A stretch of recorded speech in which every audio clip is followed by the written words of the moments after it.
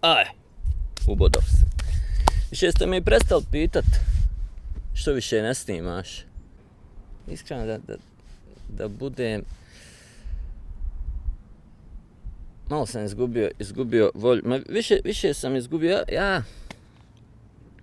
taj video o bushcraftu snimam već nekih... pa možda 10 godina. I kad sam počeo, niko nije uglavnom znao šta je to, pa kad kažem bushcraft, blijedo me gledaju. Ali u međuvremenu je postao pravo popularan i sad je to za liječenje živaca, da sjedeš, upališ na YouTube video pa gledaš što onaj pravi kolbu. Nemam više osjećaj da imam šta reći o tome, jer kad tek počneš raditi to, pa onda eksperimentišeš. Pa napravit ću ovu vrstu kolbe, pa napravit ću onu vrstu skloništa, pa ovo, pa ono. I to može biti zanimljivo. I tu imaš nekih novih stvari da kažeš. Nakon nekog vremena čovjek stekne tu neku ekonomičnost u svemu tome. Naučiš šta je najbolje, najbrže i najudobnije, šta tebi najbolje odgovara. I onda se baziraš i samo to radiš. Sad pravo bi glupo bilo da ja pravim jedno te isto sklonište na 10 različitih mjesta, pa da ja pričam svaki put isto, ali zato poreda je ovako. Imam jednu vrstu skloništa, znači jedan sistem spavanja koji mi je skroz praktičan i brz, nije nešto udoban, ali je siguran da mi neće biti hladno po noći. I to praktikujem, stvarno se nema o tom šta pričati. Imao sam jednu drugu varijantu da možda napravim serijal strašnih priča uz vatru. Ali sam i od tog odustao jer mi mikrofon nešto otišao, nije radio. Nisam ponio ovu šubaru ovu za mikrofon, pa ako bude puhao vjetar, šta ja znam, titlovat ću dole, namučite se. Ali glavni razlog što sam prestao snimati videa je što sam shvatio da mi u životu fali fokusa. Stalno sam, od kad znam za sebe, radio sam 100 stvari odjednom. Počnem ovo, pa to tu stoji dok ovo radim, pa se vratim, pa ne vratim se, nego počnem raditi ono treće. I nekako ništa ne uspiješ dovesti do nekog nivoa do kojeg bih htio da to dođe. I onda sam u zadnjih 2 godine, kako sam preuzeo klub ninjutsua u Sarajevu, skonto da ću se bazirati samo na to. Bazirao sam se na ninjutsu i na ilustracije, crtanje, pošto mi je to posao. I zapostavio sam sve ovo ostalo. I sad sam ja ninjutsu, ako neko ne zna, znači nije jiu-jitsu. Ninjutsu to je ono ninja, brži od mraka, tiši od smrti. I onda mi je najlogičnije bilo napraviti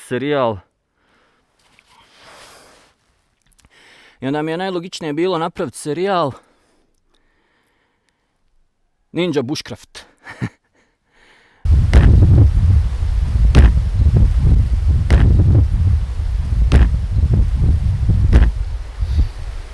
U stvari, Ninja Survival. Jer u Bujinkan-u, to je ovaj sistem po kojem radimo, imamo 9 škola. I jedna od tih škola zove se Kumogakure-ryu. I ta škola se u stvari fokusira na preživljavanje u prirodi. Sad ja ne tvrdim da znam Kumogakure-ryu. Hatsumi je navodno pokazao samo 2 ljudi tu školu. Ali upratio sam paralele između bushcrafta i ninjutsua i sve ono što znam iz toga Kure-ryua i Gyoko u stvari, haman sve tehnike šunjanja koje koristimo u ninjutsu potpuno su iste ko tehnike šunjanja koje koristimo u bushcraftu. Recimo Shinobi Ashi, Shinobi Aruki, isti je ko fox walk koji se u bushcraftu koristi da se prikradamo životinjama, da ih fotografišemo, gledamo, mirišemo, mazimo. I onda čak neke stvari koje sam gledao, neki majstori koji su pokazivali iz scrollova, tehnike preživljavanja, pravljenja skloništa i to, sam ti to pogledaš, on je to pročitao u scroll i pokazao kako, ali vidiš da njemu to nikad niko nije pokazao, jer nema šanse da bi prenoćio pod onim što napravi. Za te stvari treba, mislim za sve treba, ali za te stvari treba neka praksa i ne možeš ti uzeti rad konstantno u sali neku vještinu, a onda napraviti kamp pa pokazivati ljudima kako se sad to radi u prirodi.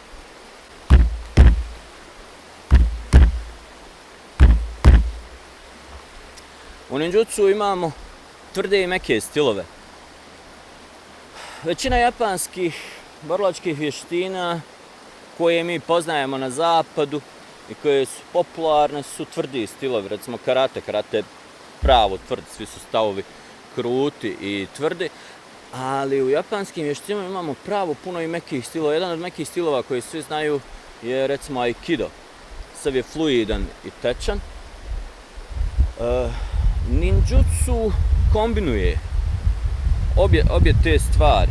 U ninjutsu imamo i tvrde i meke stilove. Pa ninjutsu je recimo nešto ko srednjovjekovni MMA. Jer imamo udarce, imamo poluge, gušenja, bacanja, korištenje raznih vrsta oružja, od tradicionalnih mačeva, noževa, štapova, različite dužine, do modernih pištolj, puške. Ono što se u Bujinkanju ne praktikuje često, a što smo mi uveli u praksu jer smo primijetili da nam treba, je sparing. I onda radimo, odvojimo zadnjih možda pola sata treninga za sparing, znači pola sata idemo za grijavanje, neki više, recimo pola sata do 45 minuta tehnika tradicionalnih i onda radimo sparing i sparing nam uglavnom bude najzabavniji, tu se najviše umorimo.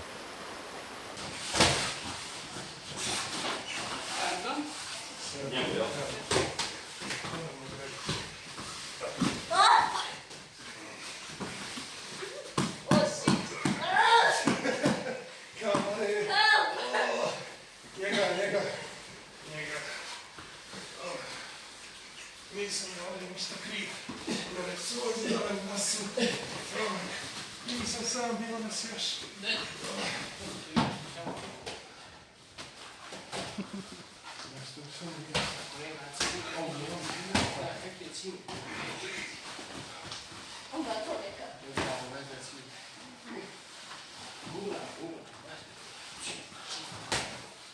Kad sam preuzeo od Darka Trajkovića da vodim klub ninjutsu u Sarajevu, onda sam stavio na papir fino šta tačno želim da dobijem iz toga i kako to hoću da izgleda, i onda sam skonto pošto ulazim u godine i sad s godinama opada fizička snaga i odlučio sam, pošto imaju tih više pristupa iz kojih možete pristupiti ninjutsu, onda sam odlučio da sve tehnike koncipiram tako da budu prilagođene osobama slabije fizičke snage, znači starijim muškarcima i ženama. Druga stvar, što sam to htio uraditi, kroz godine sam primijetio da u Sarajevu nema stvarno borilačke vještine koja je prilagođena ženama. Vidio sam kasnije ima taj BJJ za žene. Pojavljuju se polako, ali deficit je. Definitivno. I onda sam išao to tako koncipirati da i atmosfera bude prilagođena i muškom i ženskom miješanom znači društvu. I ono što je sad karakteristično za naš klub je da pa stvarno nije prilagođeno djeci i tinejdžerima koji hoće takmičenje, hoće nešto jako. Iako daleko od tog da ne radimo teže neke tehnike i akrobatiku, ali kažem, bazirao sam se baš na tehnike za koje ne treba, u stvari ne, kad kažem tehnike, ne tehnike, tehnike su iste, ali možeš ih raditi na više načina, možeš prilaziti im iz drugih uglova. Istu tehniku možeš odraditi tako da je radiš sa punom snagom, a možeš je odraditi tako da koristiš težinu tijela i uglove strogo tehnički. U pravilu sve te tehnike trebalo bi tako i raditi u svim japanskim borilačkim vještinama, ali često se zna desiti da radi brzine učenja žrtvujemo detalje i onda je radimo tehnički neispravno. Često se desi kad čovjek tek dođe na trening i vidi, ne znam, tehnika omote gyaku gdje obaramo nekog polugom na ruci. Taj čovjek vidi, treba past protivnik. I on protivnik jednostavno povuče, težinom povuče ga iz bicepsa, iz latissimusa, umjesto da jednostavno prati koji je ugao, kako, i da manipulacijom na kosturu protivnika i kičmi protivnik mora past bez uloženog mrve energije. Šta je još korisno, recimo, naročito za starije ljude, korisno je što se puno baziramo na vježbama ravnoteže i svi pokreti u stvari iz ninjutsua su prirodni i trudimo se da sve radimo ravne kičme i da je tijelo konstantno u ravnoteži, samim tim kad je kičma ravna puno manje mišića aktiviramo da bismo održali tijelo, jer glava je teška. Ako stojimo ovako, svi mišići rade, ali ako kičmu ispravim svaki pršljen da je jedan iznad drugog, puno će lakše držati tu tešku glavu koja nas preteže. Dosta radimo na ravnoteži i onda za starije ljude je korisno, jer što više starimo to nam ravnoteže, zato starci padne i slomi nogu. Jesu, njemu su i kosti krhke, ali njemu je ravnoteža lošija, zato je pao. Ono što je možda najkorisnije što dobivamo iz treninga ninjutsua nije samoodbrana. Naravno da može poslužiti za samoodbranu, ali glavno što dobivamo je prirodni način kretanja sa što manje uložene energije, sa što manje suvišnih pokreta. Učimo se kretati tako da to bude ekonomično, i padovi su pravo korisni, jer tipa kad hodaš zim pa poledi, padneš, značeš past, nećeš udar glavom od onaj beton i dobiti potres mozga, nego fino lijepo upit pad, ustat, ako i padneš. Jer znalo se dešava da na trenzima ljudi se okliznu klizavo pravo, oklizne si, samo završi u jednom od stavova. I nisam zaboravio da sam ostao dužan drugi dio epizode, o oštrenju noževa, bit će polako, sabura.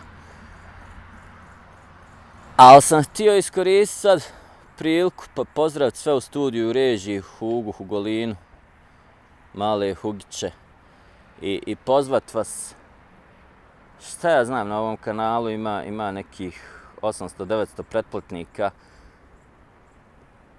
Za očekivati je da 9-10 njih voli prirodu, jer sad silom prilika izlazimo, najvjerovatnije, nisam siguran sad u ovom trenutku dok ovo snimam, mislim da ćemo izaći iz sale kompletno i nastaviti sve treninge raditi u prirodi. Pa eto, ko voli, kome je zanimljivo, dođite, probajte. Imamo Facebook Ninjutsu Sarajevo, Instagram isto Ninjutsu Sarajevo. Upratite, vidite. Možda je ovo baš za vas. Ne znam, mislim, vrlo je moguće da ćemo mi početi tako nafurat se, idemo sve u prirodi i onda nekad na zimu kad minuse stisnu tražiti negdje salu da uzmemo. Ali ne bi volio, furka mi je odavno prijeći kompletno raditi treninge u prirodi jer razlika je kad ti osjetiš promjenu godišnjih doba, kad vidiš kako je raditi tehniku na blatu i na ledu i u vodi i na travi koja je ono rosa pa je klizava, uzbrdo, nizbrdo, rad kolut, naprijed uzbrdo, aman pa nemoguće. I onda čovjek vidi koja su mu ograničenja, jer u sali ti se osjetiš ono odjekuje, pa ti sve uradiš kako treba, pa ti misliš vid me ko Superman, onda izađeš vani, staneš na livadu i oklizneš se i potučeš na onu rupu što je krtica iskopala, skontaš, aha, treba još raditi. Ja da sam skontao da taj serijal bude nešto ko reality, da napravim poseban kanal za to, pa eto, ko hoće, možete se pretplatiti na kanal, ima dole ću staviti link. A konto sam da izgleda nešto ovako nešto.